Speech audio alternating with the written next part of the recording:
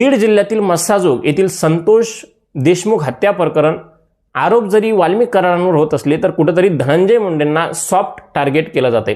खरं तर सुरुवातीला आपण बघून घेऊ की नेमक्या वाल्मिक करारांचा इतिहास काय आहे।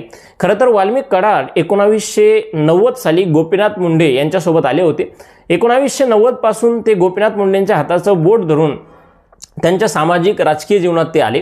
त्यांनी गोपीनाथ मुंडेंच्या घरच्या कामापासून गोपीनाथ मुंडेंच्या प्रत्येक गोष्टीचं किंवा प्रत्येक कार्यक्रमाचं अत्यंत काटेकोरपणे नियोजन केलं। 2000च्या आसपास जेव्हा म्हणजे या वाल्मिक करारांना गोपीनाथ मुंडेंसोबत येऊन 10 वर्ष झाले होते, तोपर्यंत हेच वाल्मिक करार अनेक प्रकारच्या गुन्ह्यातही अडकले होते आणि स्वतः आर्थिकरित्या अत्यंत समर्थ झाले होते आणि गोपीनाथ मुंडेंनीही यांना चांगलीच मदत केली असे इथले स्थानिक पत्रकार सांगतात।